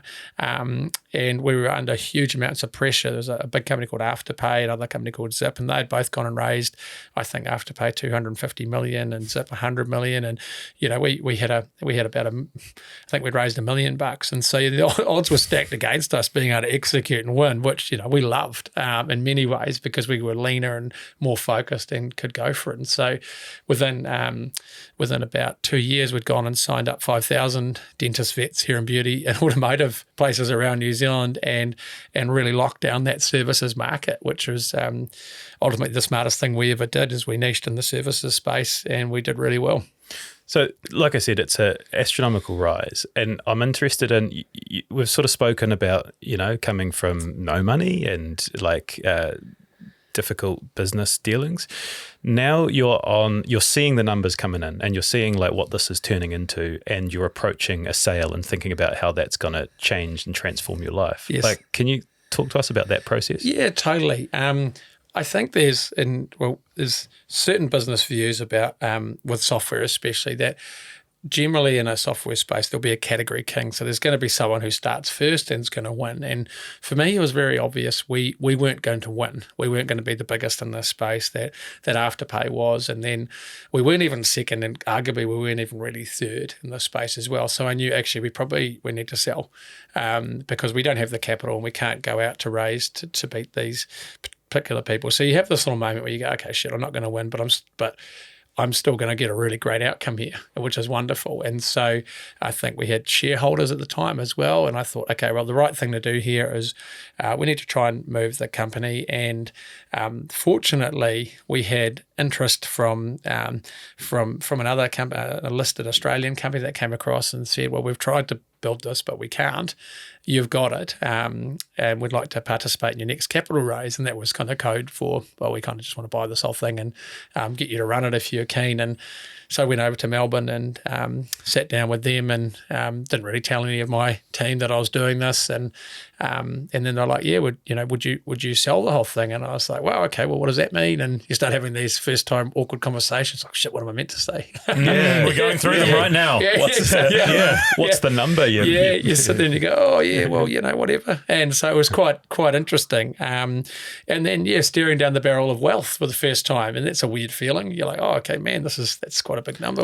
Are you able to put a number on it? Was it public what the company was worth? Well, I didn't report it or say it for the first time, but we sold it for $6 million, and that came with we were able to earn quite a bit more than that on the other side as well once we'd sold it by growing the business. And so that's the figure that's been reported, and we probably doubled that. So it was wonderful, and that got shared amongst shareholders who sort of got 6 or 7 times their money out of it. So for me, it was awesome because, well, one, I got some money. Two, they backed me, and friends and family backed me, and they all made money. And so it was really awesome, right? Because there's startup journeys which turn to shit all the time, and business is really hard. And so that was one story which has gone right. And so I was very grateful. Is it right that the kind of the deal fell over the first time, and you were close to selling, and you were kind of like, you're thinking you're set up for life sort of thing, and then it all fell apart and you had to build it back up again? Yeah, totally. Look, and I think a sale and purchase process can take years, right? And it can take years, and you go through cycles, and everyone gets deal fatigue. And it's if you're on the buying side, it's strategy as well. Drag it out for as long as possible, wear them down, and then smash them at the last minute with a few things to save some money. And so you learn this process, and it's like rowing the Tasman. You've just got to keep going, keep chipping away, keep driving, hold your ground, and just keep pushing through. And I think that was another buyer coming in where I'd kind of like pre-spent the money, in my head I was like, oh yeah, fine. Buying boats on trade, man. 100%, sort of yeah, everything. And so you learn to have a mindset going in that actually you build, well, certainly what I do is I build a better alternative to that agreement. And so I go, well, actually, if this doesn't go through, why am I excited? And so that's what I sort of do is go, well, actually, this is how much harder I'm going to go if you don't buy it. And this is how much more of an impact I'm going to make in this business if you don't go through with this. So you kind of get yourself mega excited about an alternative path, and that's really helpful process, I think. You spoke in the Trans-Tasman journey about seeking advice and asking for help from others. Is it the same in your business journey? Are there mentors and people that you're getting sage advice from to help guide you through some of this stuff? Absolutely. I'm a product of other people's advice, and I hope that in my in my life, I continue to listen to other people's advice and remain coachable. And I think that's, you've got to hold on to that inner child to remain coachable, because you get old and you get stubborn and you think your way's the only way and you lose perspective. And so I really hope that's a skill I can maintain and hold on to, because I think it's really, really important. So this was a challenging time personally, right? You're sort of balancing being a CEO, a dad, a son, a husband, and your dad was sick. He got diagnosed with lung cancer and he went downhill quite quickly. Yeah. Was that hard? Yeah, man, that was awful. Yeah, that was my, I'd say everyone's parent passes away sooner or later, right? And so it's something we can't avoid it. We can't avoid it all. And Dad passed away and was extraordinarily brave in that process. In that he wrote us all an email. He gave us a pre-email, so I'll make sure you read this next email by yourself somewhere. So it was lovely. And then sent us an email saying, hey, I've got terminal lung cancer and I'm going to die and I'm not going to do anything about it. So I'm going to die. And so that was always tough. We sort of always knew it was coming because he punched a lot of darts. Yeah. So since he was 14, he rode the Tasman smashing Benson and Hedges, and he loved smoking a durry, and it gave him a lot of joy. And so, he had 73 years of punching as many darts as he liked. So that was, he kind of knew, and we sort of knew. So at the same time as Dad was dying, so we were trying to commute up to Paihia where he was to help him through that, and very stubborn, didn't want any help from anyone. And so, and that can be really hard because they need help, but they won't let you help. And so you're always the ambulance at the bottom of the cliff when shit goes bad, because you've got to then go, I've got to drive up now because he's fallen out of the bath and can't get up, right? And so what do we do and how do we get there? So that was tricky. Same time as we were negotiating the sale and purchase agreement for Genoapay. Same time, Charlie and Mac were 2 and 4 or something, and so it was good times. The pressure cooker was on. But interesting, it probably gave me what Dad was going through, gave me perspective on the other stuff, and having 2 little kiddies gave me perspective. So, you learn how to juggle in those scenarios. You learn how to context switch. I probably still block a lot of it out because it was really tough. Helping your parent pass away is one, it's a privilege because you can be there for them when they've been there for you for many years, and I got that privilege. So that was very fortunate, and I got those last conversations, which I feel very lucky for. I got to sit with Dad and say, well, what should we talk about, man? Because you've had a really interesting life, and we had all those chats, and so that's so cool. I feel so lucky that I probably forced those out of him as well. Just like, right, you're going to tell me about this, right?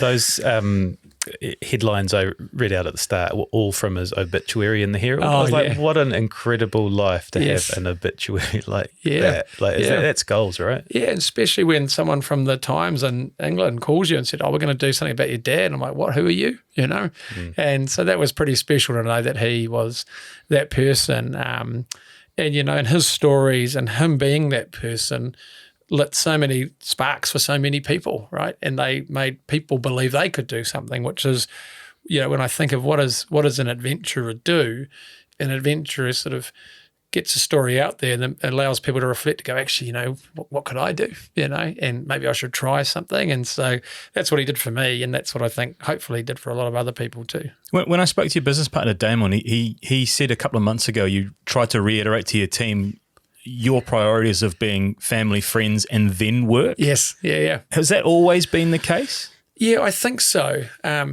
Look, the only way I think you win in a startup is you have to work unreasonably hard and be unreasonably focused. But what I've learned, I suppose, as a leader over time is, yes, I have that expectation. Yes, I need you to be that person so you can share in the outcomes.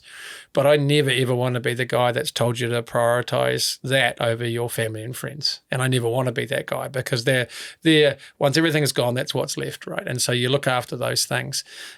If you're successful in business, you can enjoy those things more maybe, but that doesn't mean you should ever compromise on it. And so you're always having to make a choice whether you're going to be at that soccer game, at that ballet recital, whatever it might be.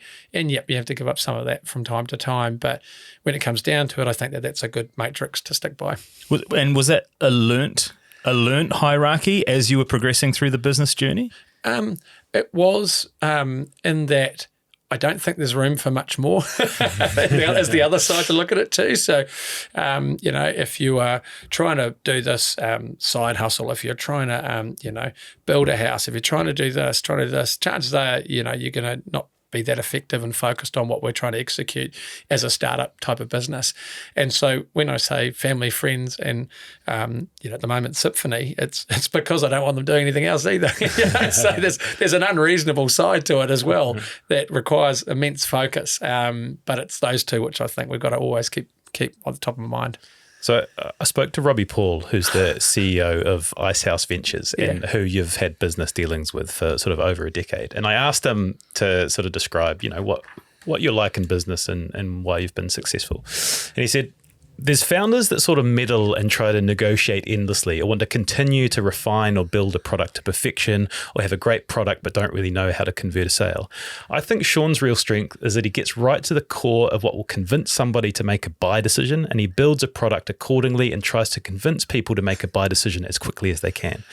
And he doesn't pursue absolute perfection. I would sort of describe him as like progress over perfection and not laboring too much on trying to get something perfect. He just gets a product and gets it released and puts one foot in front of the other and marches ahead. He's also a charismatic mofo, and we like to see entrepreneurs with real sort of gravitational pull, right? A founder that can just, through their energy and charisma and vision, attract lots of people. And that's critical for building a startup successfully. You need to rally, you need to convince investors to come into your orbit, you got to convince advisors and partner supporters to get behind your vision, and he's literally numero uno in that respect.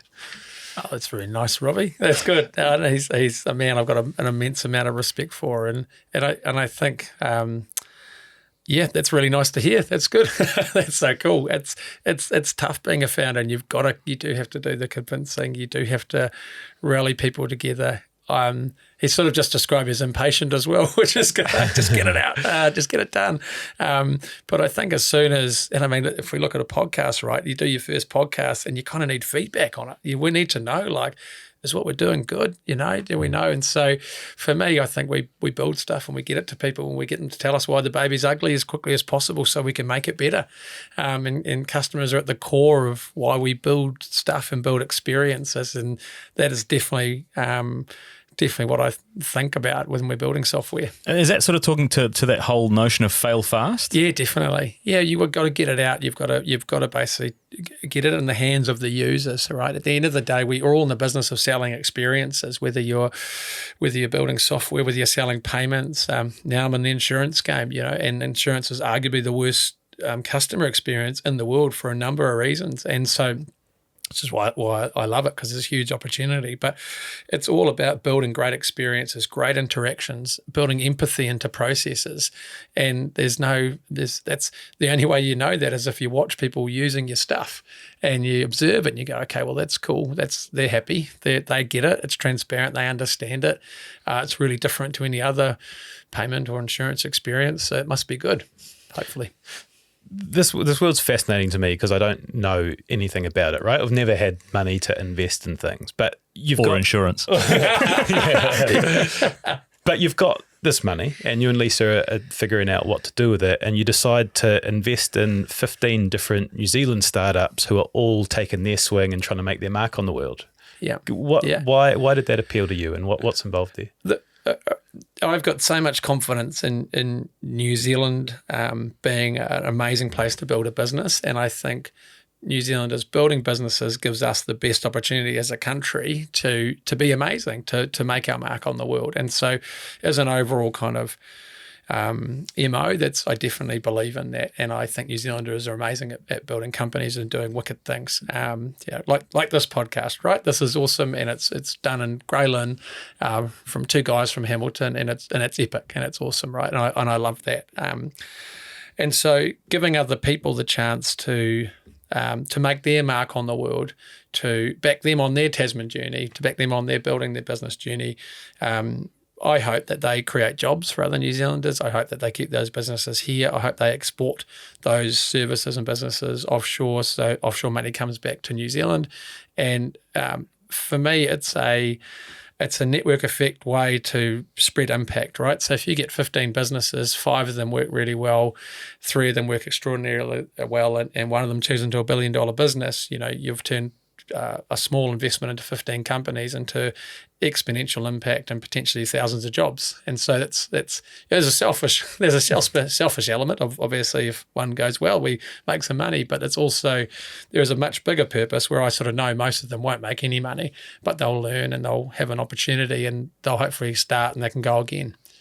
It must be nice. Like, you must be so proud to be in that position, right? Like the story we've talked about, that you've got there in a position to help people. Yeah, I really am, and I am proud, and I hope I give back enough. I hope that's the biggest thing. You get put in this position, and you go, well, I hope I can pass this down enough.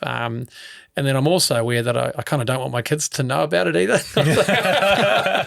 So let's invest in enough startups that they don't know about it. And it's because I'm a big believer in raise your kids poor, if you can, right? And so Lisa and I are both really on that same wavelength, which is so wonderful. I'm really pretty happy with that, but we just try and make sure we're not, that they know how to sweep the floor and go find a job in the local community, and it's hard to teach that. It's tricky, and so we're always trying to figure out ways to teach that. You also tread the line of governance as well. Do you find that frustrating at times, of sitting on boards and not being hands-on in a business? Big time, yeah. And it's a hard skill to learn when you go from being the operator to that.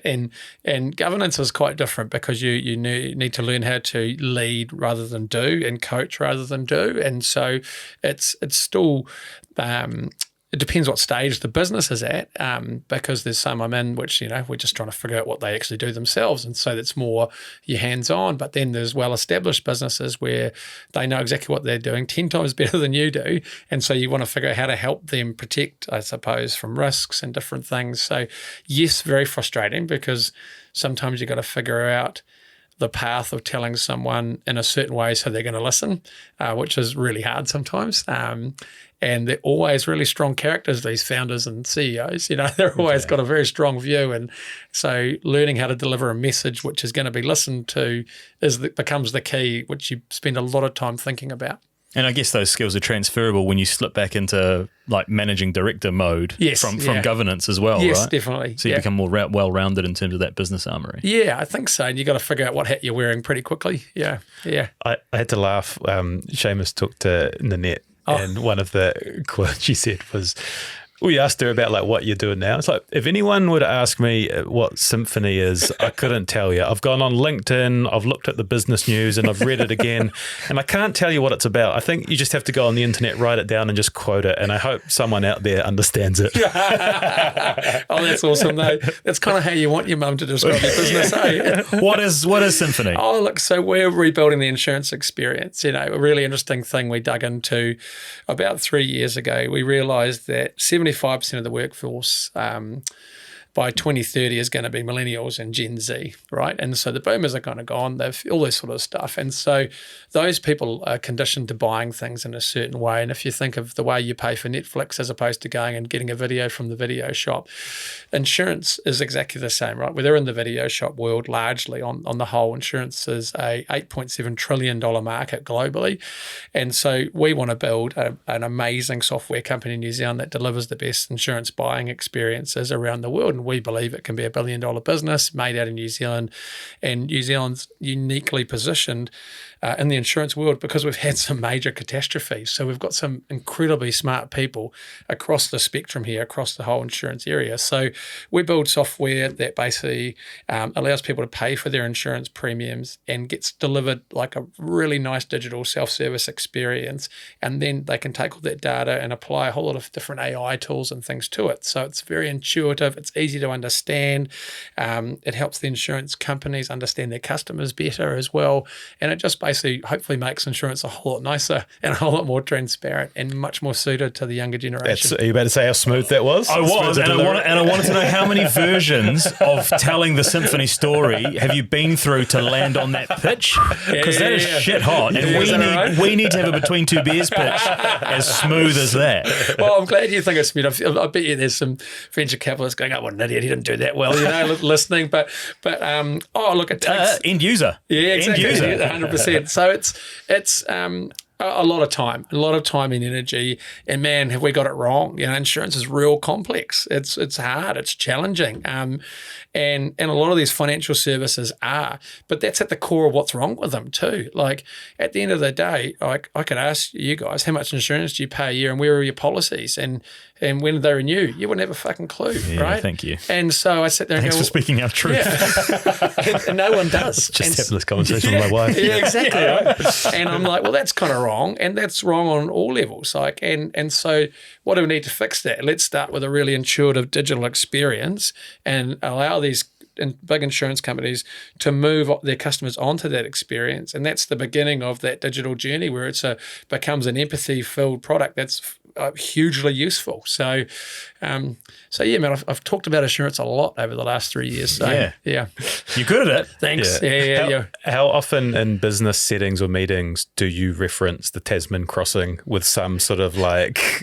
Well, it's not. It's probably not as much. Probably not that much, really, to be honest, because it's probably a little bit gruntier if it comes out after the fact as well sometimes. But it's probably hardly ever, to be honest. Yeah. Like it's one of those things I don't probably talk about it that much at all. I did wonder that. Yeah. If ever you bump into someone and it kind of just randomly comes, did you know old mate rode the Tasman? And then you're like, what? And then you've kind of got to explain. Well, sometimes it's a real fucking pain too, because someone like you'll go into a pitch or something for business, and then someone will open up with it, and then you go, oh fuck, here goes 40 minutes of running the Tasman, right? And I mean it is like, and it's I don't mind telling the story. It's wonderful and stuff, and it helps. But yeah, I don't talk about it too much. Yeah. Really, how into the rearview mirror is it for you in your day-to-day life?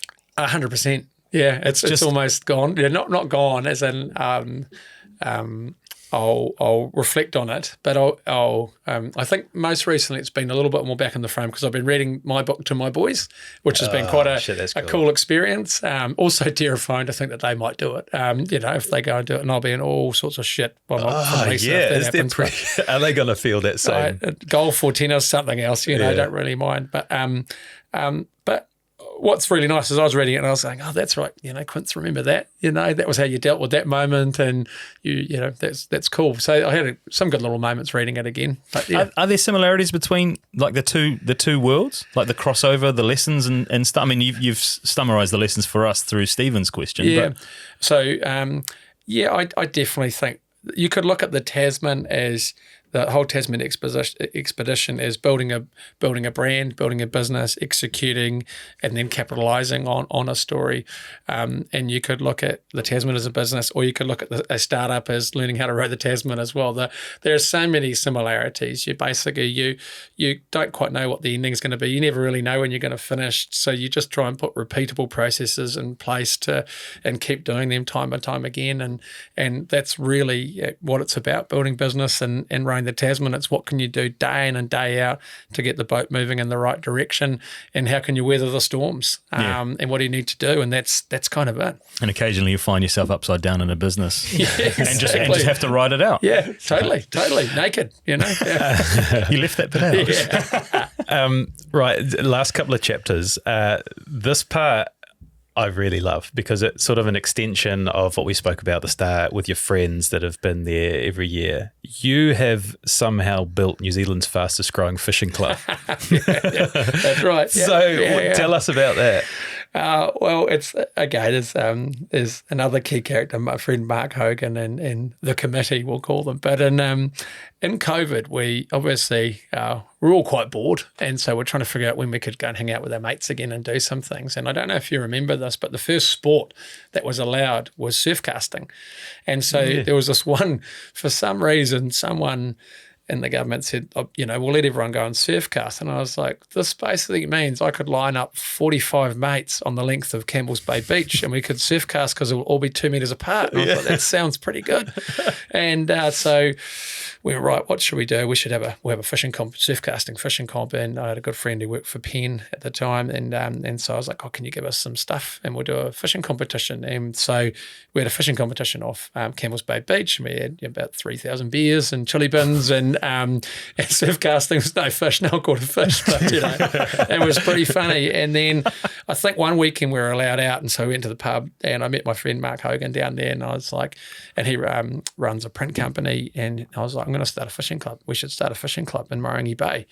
And he's like, that's an incredible idea. Let's do it. And so he came up with a logo and did a whole lot of stuff. And then we sort of thought there'd be 14 of us maybe down at the Morangi Bay Bowling Club, and we'll go down. And then what we forgot about is everyone who goes fishing has a fishing mate. And so 14 turned into 28, and then that 28 had another mate. And so the first club night, we had maybe 55 people down there. We printed some T-shirts, and it was really, really awesome. And so then Shimano kind of got in touch with us and was like, we want to sponsor this. We want to sponsor this club. And you're like, what the fuck? What do you want to sponsor? There's nothing to sponsor.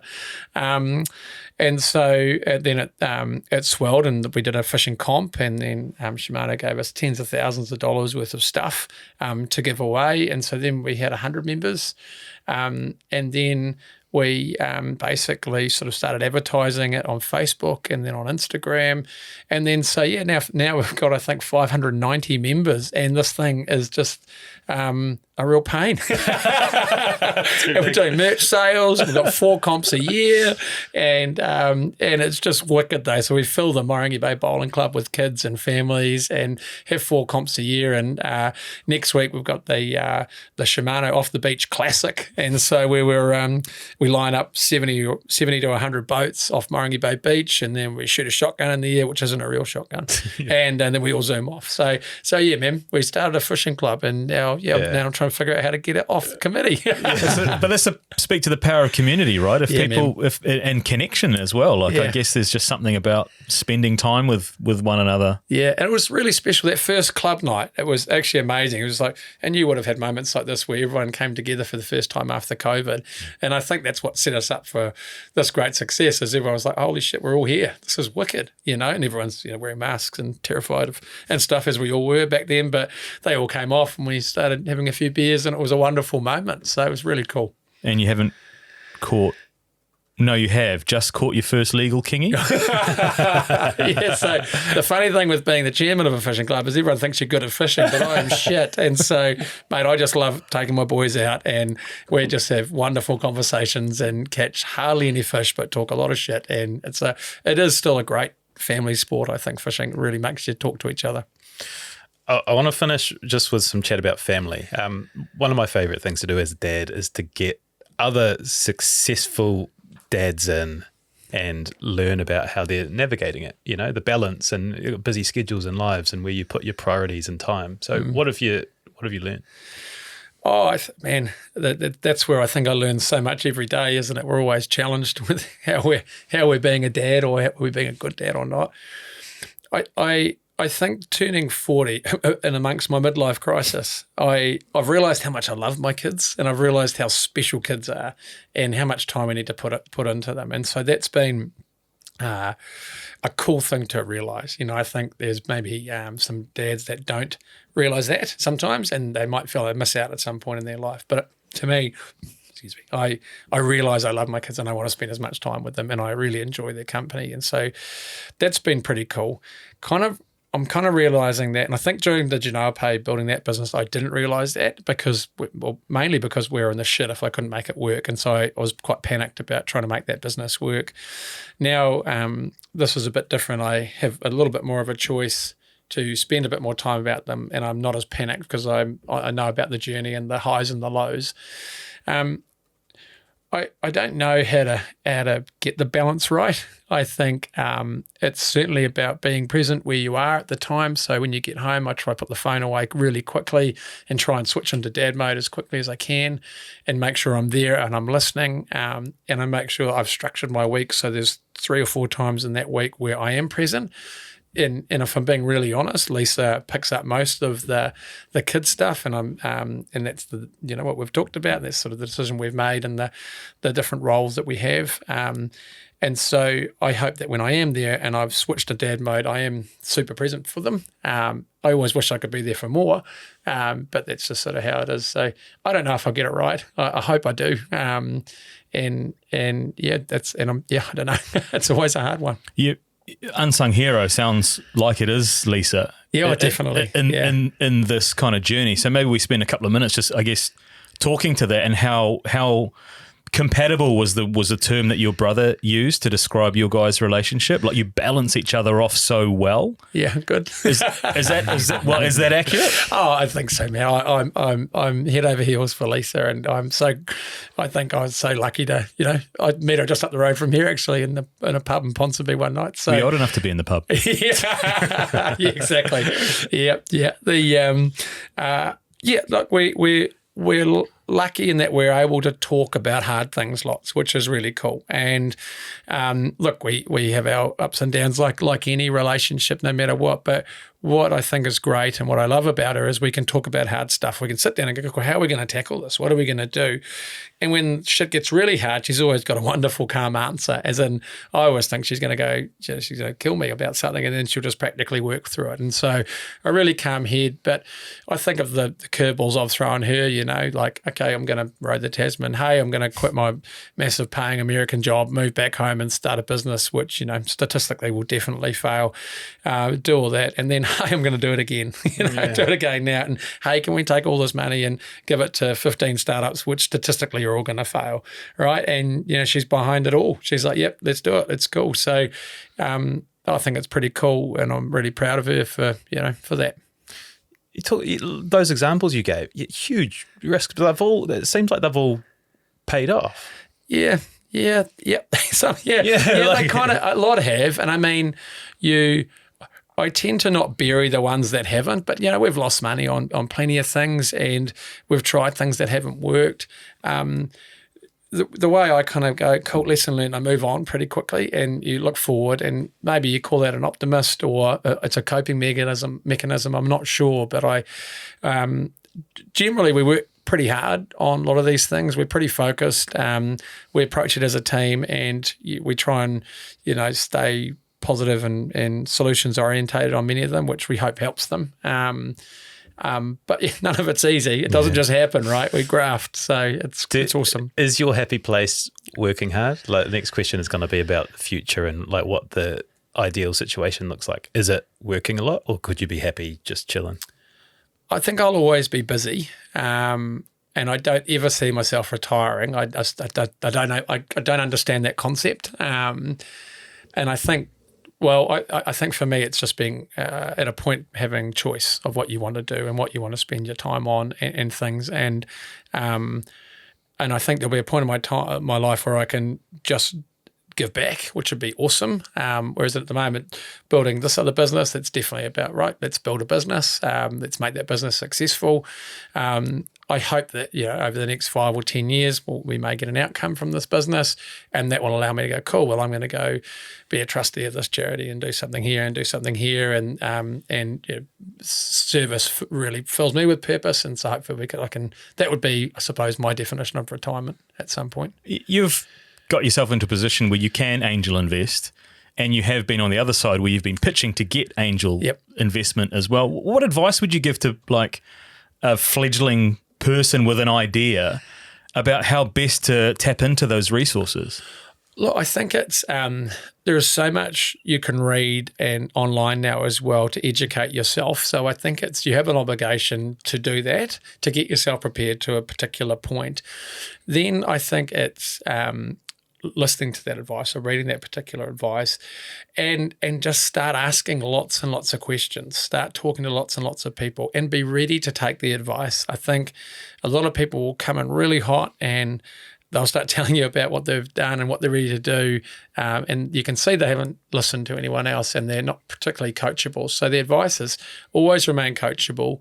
Have your vision, have your idea, but make sure you receive feedback and be open to that feedback as well, because ultimately pretty much all of our ideas are wrong when we first start. No matter how good you are, there's a reason, what you think is true isn't true. And so be willing to take that feedback, adjust what you're trying to do and what you're trying to achieve.